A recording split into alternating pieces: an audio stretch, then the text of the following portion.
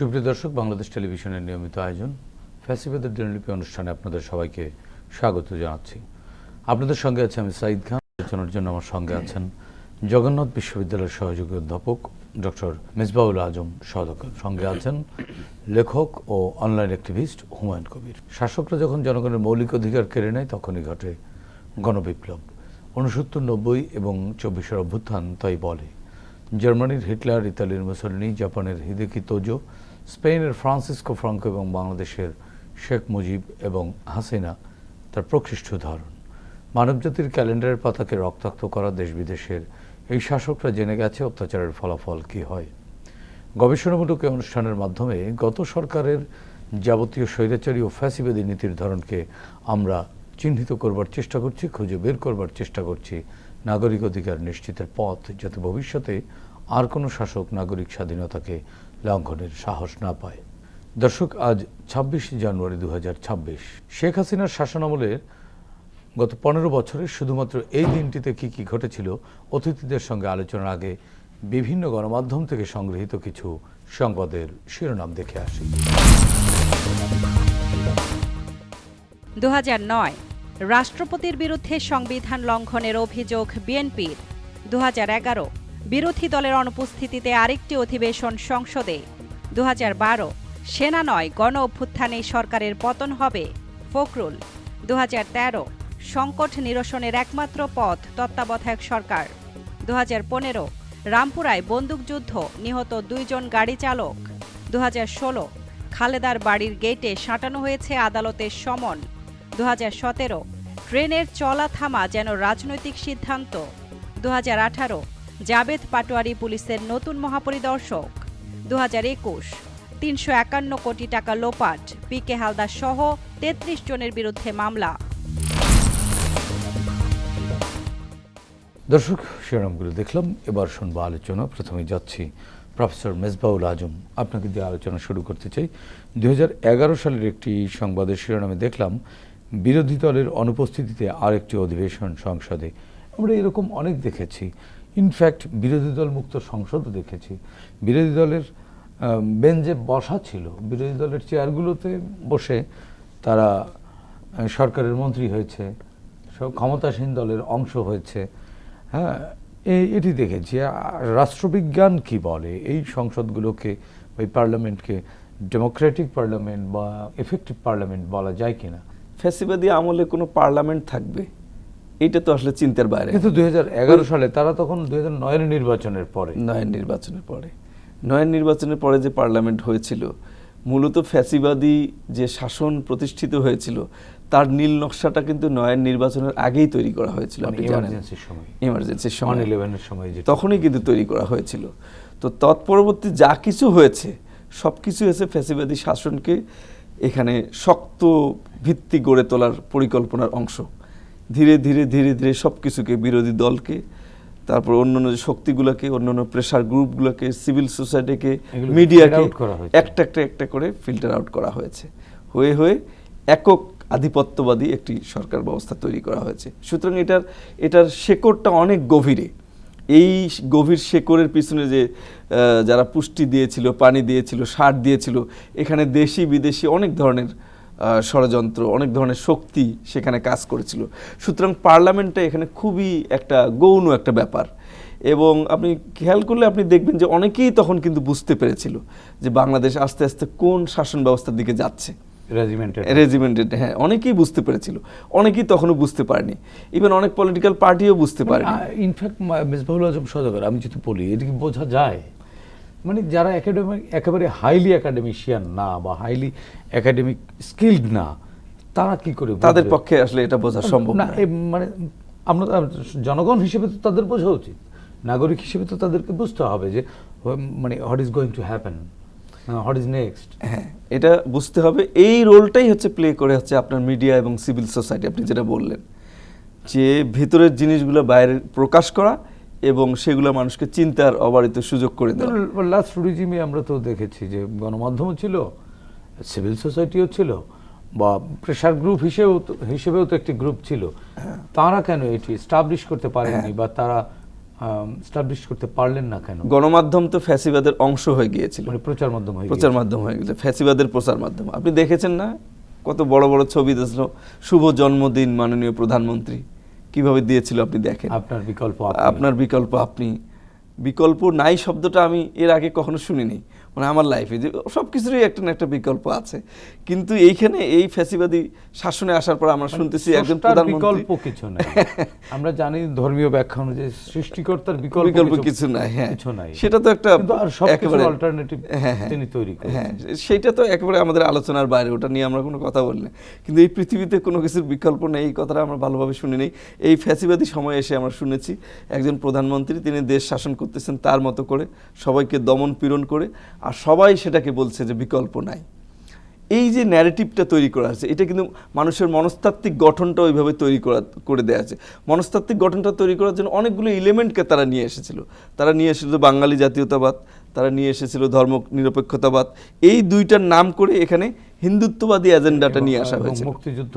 মুক্তিযুদ্ধকে এখানে নিয়ে এসে পটভূমিতে মুক্তিযুদ্ধ, ওইটাকে মানুষের সামনে দেখাইতো যে মানুষ যে মুক্তিযুদ্ধকে সামনে নিয়ে আসলে কেউ তো আর এটা নিয়ে কথা বলবে না সাধারণত। মুক্তিযুদ্ধ আর আওয়ামী লীগ এর মধ্যে আলাদা কি? এর মধ্যে ঢুকাই দিয়েছে হিন্দুত্ববাদ, ধর্মনিরপেক্ষতাবাদ, বাঙালি জাতীয়তাবাদ, তিনটা ঢুকাই দিয়ে এমনভাবে এখানে ইন্ডিয়ান ন্যারেটিভ মানুষ দিয়ে মানুষের মনস্তত্ত্ব গঠনের জন্য চেষ্টা করেছে। সঙ্গীতে, সৃজনে, সৃষ্টিতে, চিত্রকর্মে সব জায়গায় কিন্তু দ্যাট ইজ কালচারাল ফ্যাসিজম আমরা বলি।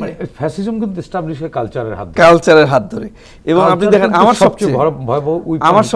সবচেয়ে বড় দুঃখ যে এই ফ্যাসিবাদ মূলোৎপাটন হওয়ার পরে পরবর্তীতে আমরা যে সময় দিয়ে যাচ্ছি, এই জায়গাটাতে কিন্তু রাজনৈতিক দলগুলা কিভাবে হাত দিবে, কিভাবে কালচারাল ফ্যাসিজমের সম্পূর্ণ এলিমেন্টগুলো এখন আমাদের সোসাইটিতে রয়েছে। আমাদের কবিতা এখনো কিন্তু সেই, হ্যাঁ, কবিতা আছে, নাটক আছে। কবিতার মূল জায়গায় এখনো বিশাল একটা মানচিত্র দেখি, কবিতার পটভূমিতে এখনো আমরা মানে নির্দিষ্ট বিষয়কে পুঁজি করে এখনো কবিতা লিখি। হ্যাঁ, এখনো ওইটা আছে। তো এই কালচারাল ফ্যাসিজম যেটা মানুষের মনস্তাত্ত্বিক গঠন করার জন্য যেটা ভিত্তি হিসেবে কাজ করে, তো এস্টাবলিশ হয় কালচারের প্রতি, সেই জায়গাটাতে কিন্তু রাজনৈতিক দলগুলো আমরা কিন্তু হাত দিতে দেখলাম না। এবং কালচারাল ফ্যাসিজম নিয়ে খুব কম আলোচনা হচ্ছে। এবং কালচারাল ফ্যাসিজমের যে সফট পাওয়ারটা বাংলাদেশে তৈরি হয়েছে, এই সফট পাওয়ারকে কিভাবে আমি এটাকে ফেস করব, এটার বিপরীতে কি সফট পাওয়ার ফেস করার আগে তো সেটি ভাঙার জন্যই তো একটা আলাদা, আমরা ফ্যাসিস্ট দাঁড়িয়েছি, হেজিমনি কিন্তু ভাঙিনি, সফট পাওয়ার কিন্তু ভাঙিনি। আমরা হার্ড পাওয়ার আপনি ফিজিক্যালি দেখতেছেন Sheikh Hasina is absent, but her soft power is still working in our society. এবং সেটা ধীরে ধীরে কিন্তু প্রকট হচ্ছে। সেই জায়গাটাতে আমরা হাত দিচ্ছি না, এইটা হচ্ছে আমাদের সবচেয়ে বড় দুর্বলতা। আমি কয়েকদিন আগে একটা অনুষ্ঠানে গিয়েছিলাম, সেখানে গিয়ে দেখতেছি পুরো হিন্দুত্ববাদী এবং ভারতীয় কালচারে পুরো অনুষ্ঠানটাকে সাজানো হয়েছে। এবং সেই পোশাক, সেই ঢং, সেই মোমবাতি প্রজ্বলন থেকে শুরু করে, এগুলো তো বাংলাদেশের কালচার না। সেই কলিকাতার চাদর গলার মধ্যে ঝুলানো, সব কিছু দিয়ে এইভাবে চালানো হচ্ছে। এই যে মনস্তাত্ত্বিক গঠন, এবং সেখানে যে গল্পগুলো এমনভাবে, ওই যে আওয়ামী লীগ যেটা দিয়ে রাজনীতি করতো, অসাম্প্রদায়িকতা, বাংলাদেশে এত সমস্যা, এত দুর্নীতি, স্বজনপ্রীতি, ব্যাংক লুট হচ্ছে, মানুষের অধিকার, গণতন্ত্র কোনো কিছু নাই, গুম হচ্ছে মানুষ, খুন হচ্ছে মানুষ দিন দুপুরে, মানুষের কোনো নিরাপত্তা নাই। সেখানে তারা কথা বলছে আমরা একটা অসাম্প্রদায়িক বাংলাদেশ গড়তে চাই। এবং আমরা জাফর ইকবাল সহ অনেকের মুখে শুনেছি বাংলাদেশ গড়বো কেন, আমরা একটা সম্প্রীতির বাংলাদেশ গড়বো। হ্যাঁ, আমরা অসাম্প্রদায়িক বাংলাদেশ কথা কেন বলা হয়, এইখানে আপনাকে বুঝতে হবে, এটাই কালচারাল ফ্যাসিজম, এটি হচ্ছে ফ্যাসিস্ট ন্যারেটিভ, অসাম্প্রদায়িক। আর আমাদের এখানে মানে আমাদের বাংলাদেশী কালচার হচ্ছে সম্প্রীতির বাংলাদেশ। তাহলে দেখেন আপনি, তাহলে কিন্তু কাছাকাছি, কিন্তু আমরা পার্থক্য, এখানে কিন্তু ন্যারেটিভটার ভিত্তিটা, অরিজিনটা আপনাকে বুঝতে হবে। অসাম্প্রদায়িক বাংলাদেশ গড়তে চাই, এই কথাটা আমরা কেন বলছি, না চাপিয়ে না, তার মানে বাংলাদেশ সাম্প্রদায়িক, বাংলাদেশের চরম সাম্প্রদায়িকতা আছে, চরম সাম্প্রদায়িক দাঙ্গা আছে, এখানে যারা সংখ্যালঘু আছে তাদের কোনো নিরাপত্তা নেই। এই যে ন্যারেটিভটা, এটাকে প্রতিষ্ঠা করা, তাহলে এই ন্যারেটিভটা কার? এই ন্যারেটিভটা হচ্ছে ইন্ডিয়ান ন্যারেটিভ। ইন্ডিয়া সবসময় যেটা দেখাইতে চেষ্টা করে যে বাংলাদেশের সংখ্যালঘু নির্যাতন হচ্ছে, তাদের দেশে কি হচ্ছে ওটা নিয়ে কোনো খবর নেই। তাহলে এই ন্যারেটিভটা যখন আপনি এই কালচারাল ফ্যাসিস্টদের মুখে শুনবেন বা সফট পাওয়ারটাকে যারা প্র্যাকটিস করে তাদের মুখে শুনবেন, তার মানে তারা হচ্ছে কালচারাল ফ্যাসিজম এখানে এস্টাবলিশ করার জন্য তখনও কাজ করেছে, এখনো তারা স্টিল তারা কাজ করছে। এইটার এবং বিরুদ্ধে এটি আমরা ধরতেও পারছি না। ধরতেও পারছি না, সূক্ষ্মভাবে তারা এটা কিন্তু করে যাচ্ছে। আপনি দেখেন, আমি এতগুলো সমস্যার কথা বললাম, যে ব্যাংক লুট, খুন, গুম, মানবাধিকার লঙ্ঘন থেকে শুরু করে মানে গণতান্ত্রিক রাষ্ট্রের কোনো অস্তিত্ব নাই এখানে। সেই জায়গাটাতে সেগুলোকে সবগুলোকে স্কিপ করে বলা হচ্ছে যে আমরা একটা অসাম্প্রদায়িক বাংলাদেশ করছি। আমি অনেক আওয়ামী বুদ্ধিজীবী, শিক্ষক, সাংবাদিকের মুখ থেকে শুনছি সুন্দর করে একটা জায়গায় একটা বক্তৃতা দিয়ে, মানে সাম্প্রদায়িক বাংলাদেশ আছে, এটিকে অসাম্প্রদায়িক বানাবো মানে এগুলো তাদের কাছে কমন। ইভেন জাফর ইকবালের কাছে আমি শুনেছি তার মুখে সরাসরি উনি বলছে যে বাংলাদেশের প্রধান সমস্যা আছে সাম্প্রদায়িকতা।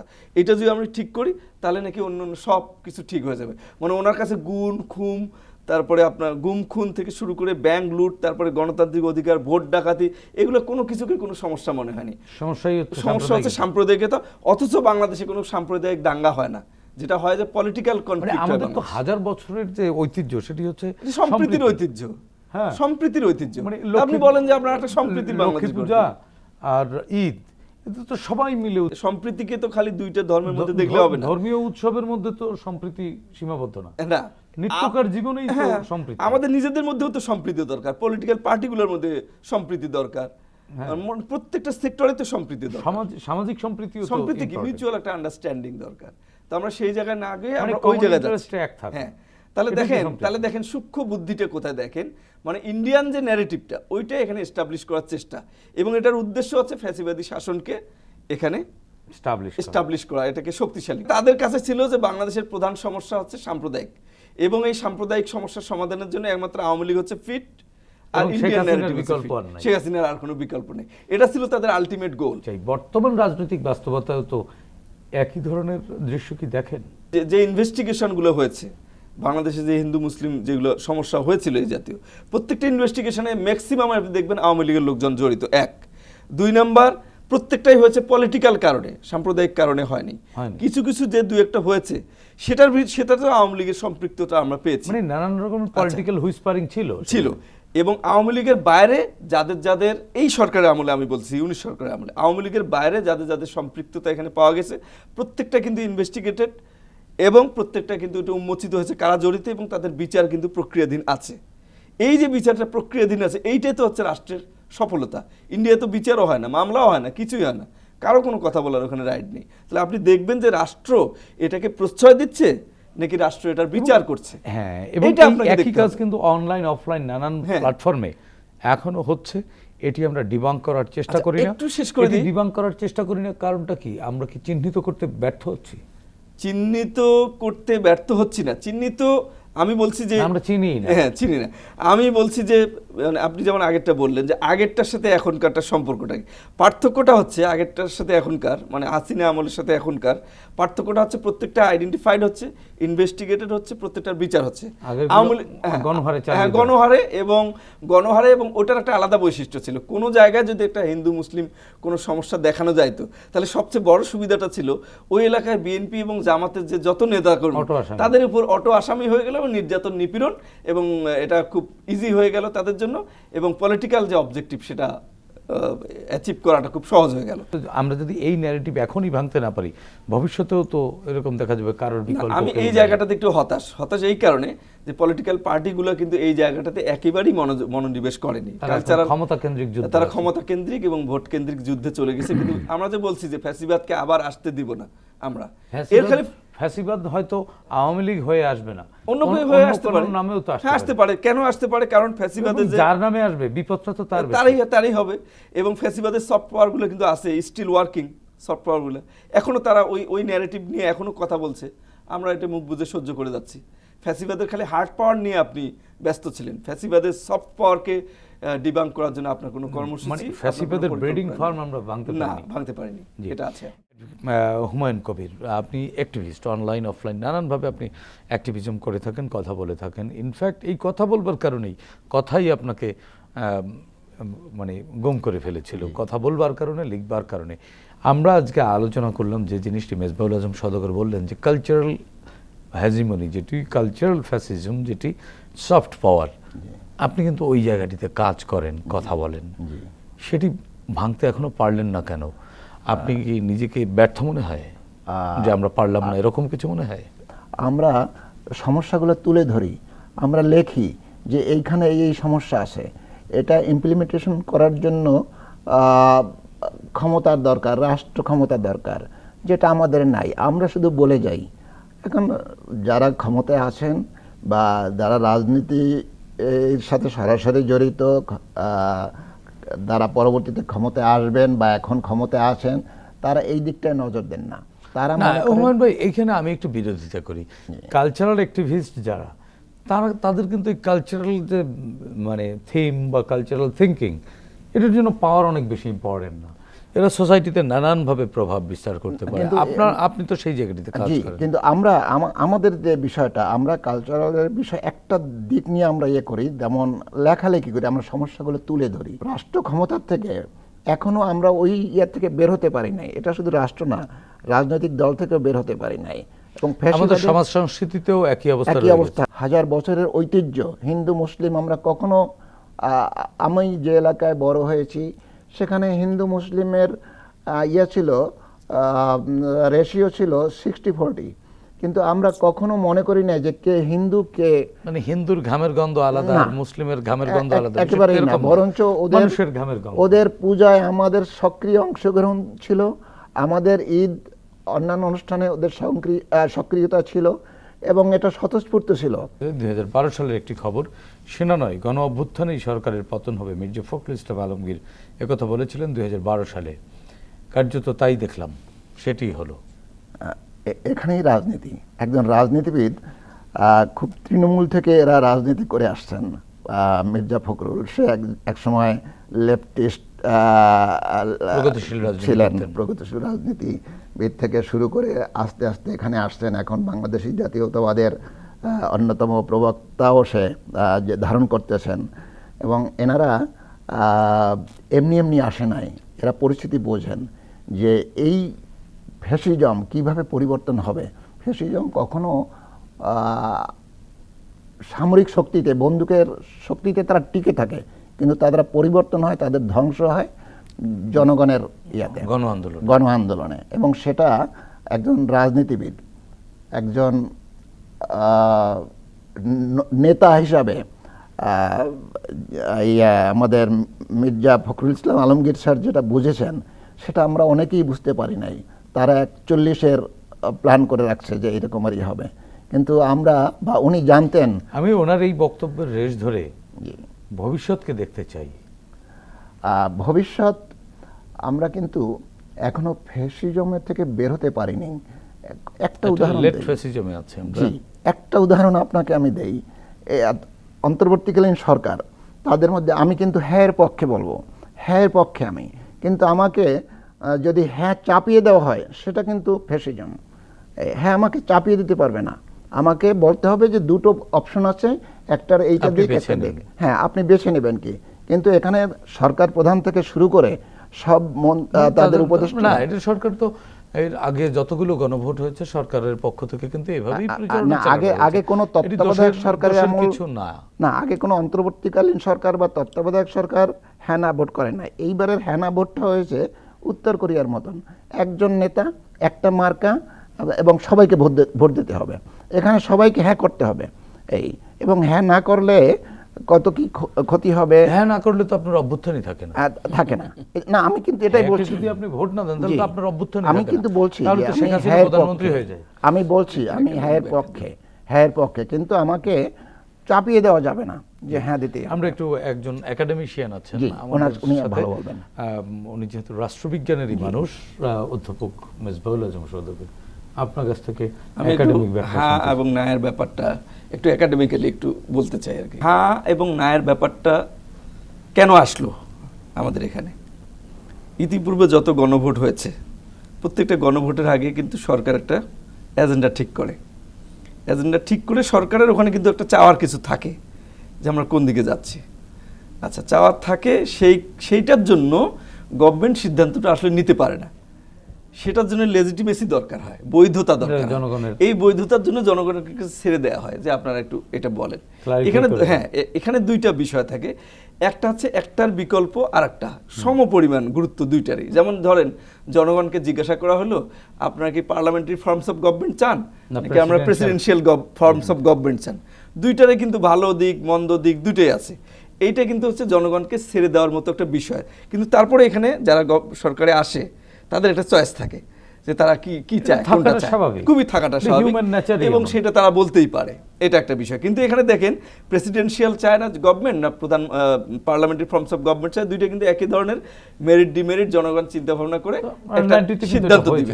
কিন্তু আমাদের এবার যে গণভোটটা হচ্ছে এইটার প্রেক্ষাপট থেকে এরকম একটু ভিন্ন। এখানে না এবং হ্যাঁ দুইটা কি সমান গুরুত্ব বহন করে? একটা না হচ্ছে অভ্যুত্থানকে একটা না হচ্ছে মানে রাইট, মানে শেখ হাসিনার যে পরিবর্তিত সংবিধান সেটিকে রক্ষা করার জন্য না, আর সেই পরিবর্তিত বা কাটাছেঁড়া সংবিধান থেকে বেরিয়ে আসার জন্য হ্যাঁ। আরো গুরুত্বপূর্ণ আপনি যেটুকু বললেন তার চেয়েও আরো বড়, অনেক বড় বিষয়টা। অনেক বড় বিষয়টা কেমন দেখেন, আজকে সবগুলো রাজনৈতিক দল, ফ্যাসিবাদ বিরোধী সকল রাজনৈতিক দল ছোটখাটো দুই একটা দ্বিমত ছাড়া হায়ের যে বিষয়গুলো সবাই কিন্তু একমত হয়েছে যে আমরা এটা করতে চাই। দ্বিমত না, তাদের নোট অফ ডিসেন্ট মানে তাদের কিছু বলার আছে, কিছু বলার আছে। হ্যাঁ এটা দ্বিমতও বলতে পারি, দ্বিমতও না, হ্যাঁ এটা হতেই পারে। কিছু বলার এটা যে কোনো ধরনের আলোচনায় যখন অনেকগুলো পক্ষ আলোচনায় বসে তখন এটা থাকেই, এটা খুবই একটা স্বাভাবিক বিষয়। আর গণতন্ত্রে 100% একমত হয় হওয়ার দরকারও নেই, হওয়া যায় না। সবগুলো মিলে তাহলে সবাই মিলে আমরাই সিদ্ধান্ত নিলাম যে আমরা একটা রিফর্ম করব। তাহলে রিফর্মটা যে করব এটা মিলে আমরা সিদ্ধান্ত নিলাম, কিন্তু আমরাই চূড়ান্ত অথরিটি না। কার মতামত নিতে হবে? এটা জনগণের মতামত। সেই জন্য জনগণের কাছে এটা ছেড়ে দেওয়া, যেহেতু পার্লামেন্ট নাই। কিন্তু এখানে যেহেতু পার্লামেন্ট নেই, কিন্তু এখানে হায়ের বিকল্প কিন্তু না না না, কিন্তু হায়ের বিকল্প না না মানে নায়ের জায়গাগুলো থেকে আমরা বের হওয়ার জন্য একটা প্রস্তাবনা, না মানে এখানে ফ্যাসিজম, না মানে এখানে গুম, না মানে এখানে খুন, না মানে হচ্ছে ভোট ডাকাতি, না মানে 24-এর গণ নাই করে দেওয়া, গণ অভ্যুত্থানকে নাই করে দেওয়া, ওটাকে বিলীন করে দেওয়া, এটা হচ্ছে না। এবং গণ অভ্যুত্থান একটি অপরাধ হিসেবে চিহ্নিত করা। সুতরাং এখানে হাকে নায়ের বিকল্প বলার কোনো সুযোগ নাই, কোনো রাজনৈতিক দলের নাই, কোনো গভর্নমেন্টের এই সুযোগটা নাই। কারণ কি, গভর্নমেন্ট তো একটা পক্ষ, যারা অভ্যুত্থানকে মানে ওয়েলকাম করে, সমর্থন করে, তারা তো হায়ের পক্ষে না হয়, তারাও তো মিসক্রিয়েন্টস হয়ে যাবে। হ্যাঁ আজকে দেখেন জিএম কাদের আজকে নায়ের পক্ষে বলতেছে, যারা নায়ে ভোট দেব। তাহলে জিএম কাদের এই না বলার মধ্য দিয়ে সে কি প্রমাণ করলো এটা কি তার রাইট? নো, এটা তার রাইট না, এটা রাইটের মধ্যে বিকজ মানে তার নায়ের মাধ্যমে বিগত রিজিমকে তিনি সমর্থন তিনি ফ্যাসিবাদী যে সিস্টেমগুলো ছিল সেই সিস্টেমগুলোর পক্ষে তিনি কথা বলছেন। তাহলে নায়াটার ব্যাপারটা হচ্ছে একটা ফ্যাসিবাদী পাওয়ারকে, ফ্যাসিবাদী সিস্টেমকে টিকিয়ে রাখা, আর একটা হচ্ছে সেখান থেকে 4 আগস্ট 2024 পর্যন্ত সব ঠিক আছে, রাইট। সুতরাং এখানে নায়ের কোনো সুযোগ নাই। ইতিমধ্যে মির্জা ফখরুল ইসলাম বলেছেন যে নায়ের কোনো সুযোগ নাই। তারপরে আমরা সালাউদ্দিন সাহেব বলেছেন, তিনিও বলেন, সবাই তারেক রহমান তো তাই তিনি বলেছেন, সবাই বলেছেন। সুতরাং সবাই এখানে, এবং গভর্নমেন্ট যে ঐক্যমত্য কমিশনটা করেছে, গভর্নমেন্ট কি না প্রতিষ্ঠিত হোক এটার জন্য করেছে? গভর্নমেন্ট হ্যাঁ প্রতিষ্ঠিত হবে এটার জন্য করেছে। সুতরাং গভর্নমেন্টকে এটা বলতে হবে। কিন্তু ভাই যেটা বলেন যে চাপিয়ে দেওয়া, না, চাপিয়ে দেওয়ার কোনো সুযোগ নেই। এখানেও তো চাপিয়ে দেওয়াটার বিরোধী আমি। না, চাপিয়ে দেওয়া হতো তখনই যখন ওখানে না অপশন থাকবে না, তখন চাপিয়ে দেওয়া। যখন আমি হ্যাঁ না দুইটাই দিলাম, তার মানে এটা চাপিয়ে দেওয়া না, তার মানে হচ্ছে আপনি মতামতটা। মূল কথাটা হচ্ছে যে হ্যাঁ এবং নায়ের ব্যাপারটা এখানে একটা আরেকটা অল্টারনেটিভ। এখানে হুমায়ুন কবির ভাই যেটি বললেন যে হ্যাঁ না চাপিয়ে দেওয়া হচ্ছে, তাহলে হুমায়ুন কবির ভাই যে গুম ছিলেন তার গুমকে সমর্থন করা হচ্ছে না, গুমটা সঠিক, রাইট। আমি কিন্তু প্রথমে বলেছি যে আমি হ্যাঁ পক্ষে, কিন্তু চাপিয়ে তো দিচ্ছে। হ্যাঁ, কিন্তু আমার কথা হলো হ্যাঁ বা না এটা বোঝার মতন ব্যাখ্যা সবার নাই, সব নাগরিকের নাই, সব নাগরিকের নাই। হুমায়ুন ভাই, আমার দেশের হয়তো 70% স্বাক্ষর, শিক্ষিত 10%-এর বেশি না। এখন এই যে হ্যাঁ পক্ষে যেটা স্যার বললেন যে আমরা, মির্জা ফখরুল সাহেব বলেছেন, সালাউদ্দিন সাহেব বলেছেন, এমনকি আমাদের লিডার তারেক রহমানও বলেছেন যে আমরা হ্যাঁ পক্ষে, আমরা ওখানে সাইন করেছি সবার আগে, আমরা এটার পক্ষে। কিন্তু একটা ন্যারেটিভ তৈরি করা হয়েছে যে বিএনপি এটার বিপক্ষে। এই যে বিএনপি এইটাই তো হচ্ছে ফ্যাসিস্ট হেজিমনি, আমি এটা সেটাই বলছে। বলছি এই যে ফ্যাসিবাদী ইয়েটা এখনো চলছে, যে এখনো আমাদের উপর চালাইতেছে। আরেকটা জিনিস, সেটা তো ঘাপটি মেরে থাকা কিছু আছেই জি, যারা আরেকটা হুইসপার জিনিস, করছে। এই প্রসঙ্গে আমি একটা জিনিস বলি। একটা প্রচারণা চালাচ্ছে এবং এটা একেবারেই খুবই গুরুত্বপূর্ণ পর্যায় থেকে চালানো হচ্ছে, যে বিএনপি যদি ক্ষমতায় আসে নির্বাচিত হয়ে, তাহলে তারা গুম খুনের এগুলোর বিচার করবে না বা মানবতা বিরোধী হত্যার বিচার করবে না। না না হুমায়ুন ভাই, বিএনপি যদি এই গুম খুনের বিচার না করে, হ্যাঁ, তাহলে তারা করবে। সবচেয়ে বেশি গুম খুন তো তারা হবে। সেটাই এখন তাহলে নাই। তারা কি নিজের ভাইয়ের সাথে নিজে সেটাই, প্রতারণা এই যে- করবে? এই যে অপপ্রচারণা, এটাই হচ্ছে মানে ওই যে পালিয়ে যাওয়া পতিত ফ্যাসিস্ট যারা রয়েছে, যাদের মানে সাঙ্গপাঙ্গরা এখানে রয়েছে, তারা এটি না, establish তারা করছে। দেখেন, তারা ভুক্তভোগী, তারাই বলতেছে। যেমন আমি বলি, আন্তর্জাতিক অপরাধ ট্রাইব্যুনাল থেকে এরকমের একটা ধারণা দিচ্ছে যে হয়তো আর এর বিচার হবে না যদি বিএনপিতে ক্ষমতায় আসে, কিন্তু এটি বিএনপির হচ্ছে চেয়ে ক্ষতি কে রাজনৈতিক, বেশি হয়েছে? এটি হয়তো রাজনৈতিক একটা রেটরিক না, হিসেবে বলছে, সেটা বা কেন রাজনৈতিক করবে? একটা এই জিনিসটা- ভিন্ন মেরুকরণের দিকে আমাদেরকে ফেলবার ষড়যন্ত্রও হতে পারে। হ্যাঁ, সেইটাই ষড়যন্ত্র। এটা শুধু ভোটের জন্য বিএনপিকে একটা সাইড করার জন্য এটা করতে বলা হচ্ছে, কিন্তু বিএনপির চেয়ে ক্ষতি, ম্যাডাম জিয়ার চেয়ে ক্ষতিগ্রস্ত কে হয়েছে? বেগম জিয়া তো জীবন তারেক দিয়ে প্রমাণ রহমানের করলেন, চেয়ে এই দেশের ক্ষতিগ্রস্ত বাইরে কে? তার কোনো ঠিকানা ছেলেকে নেই। হারিয়েছে। আমি নিজে ভুক্তভোগী এবং আমার 60 লক্ষ বিএনপি নেতাকর্মীর বিরুদ্ধে হয়েছে, মামলা হয়েছে। আমরা সবাই গুম হয়েছি, আমরা শারীরিকভাবে পঙ্গু হয়েছি, এখনো স্টিল আমরা সাফারার। তারেক রহমান সাহেব সেদিনকার গুম নির্যাতিতদের সামনে নিজে কেঁদেছেন, হু হু সুস্পষ্ট করে হয়ে বলেছেন কেঁদেছেন। একদম যে বিচার হবে, বিচার হবে। যারা ভুক্তভোগী, কিন্তু আমি প্রতিশোধ নিচ্ছি না, কিন্তু যারা অপরাধী তাদের বিচার হবে, কোনো বাহিনীর বিচার না। নাই, যিনি বিচার হবে। অপরাধী তিনি বিচার হবে। ওই অনুষ্ঠানের মধ্যে একজন মহিলা, উনি গ্যালারিতে ছিলেন, উনি বলেছেন যে আমরা বিচার চাই, আমার ছেলে হত্যার বিচার চাই। মানে অনেক দূর থেকে তারেক রহমান তো তার ভাই হত্যার বিচার হ্যাঁ, চায় না। তারেক রহমান সাহেব ওনার তখন মাকে যে বললেন- এক প্রকার হত্যা করাই তো হয়েছে, নাগরিক স্মরণ সভায় আমরা দেখলাম যে ওনার মাকে, বেগম খালেদা জিয়াকে হত্যা করা হয়েছে। তাই। তারেক রহমান কি তার মায়ের হত্যার বিচার চান না, না? ওইখানে বলার পর তারেক নিশ্চয়ই চান। সাহেব সেটাকে এই নিয়েছেন। জায়গাটিতে আমরা আসলে মনে হয় একমত। এইখানে লিডারশিপ, তারেক রহমান সাহেব ওনার কথাটা করেছেন, বলছে মা আপনি আমার মা, আমি সন্তান, আমিও নির্যাতিত, এর বিচার হবে, বিচার হবে, বিচার হবে। ইনশাআল্লাহ বিচার হবে। এর চেয়ে আর কিছু আপনাকে বলার নেই। ধন্যবাদ হুমায়ুন কবির ভাই, আপনাকেও ধন্যবাদ প্রফেসর মেজবাউল আজম সওদাগর। প্রিয় দর্শক, 24-এর ছাত্র জনতার গণ অভ্যুত্থান পৃথিবীর ইতিহাসে নতুন এক পরিচিত করেছে বাংলাদেশকে। জনগণ আসলে শাসকের শোষণ নয়, চায় স্বচ্ছতা, জবাবদিহিতামূলক রাষ্ট্র ব্যবস্থা, যার মাধ্যমে রাষ্ট্রে তাদের অধিকার নিশ্চিত হবে, প্রজা থেকে হয়ে উঠবেন নাগরিক। আসুন নতুন এই বাংলাদেশকে আমরা নাগরিক বান্ধব হিসেবে গড়ে তুলি, সাধ্যমতো ভূমিকা রাখি দেশ ও জাতি গঠনে। প্রিয় দর্শক, দেখা হবে আগামী পর্বে নতুন অতিথিদের সঙ্গে নিয়ে। ততক্ষণ পর্যন্ত ভালো থাকুন, সুস্থ থাকুন, বাংলাদেশ টেলিভিশনের সঙ্গেই থাকুন। খোদা হাফেজ।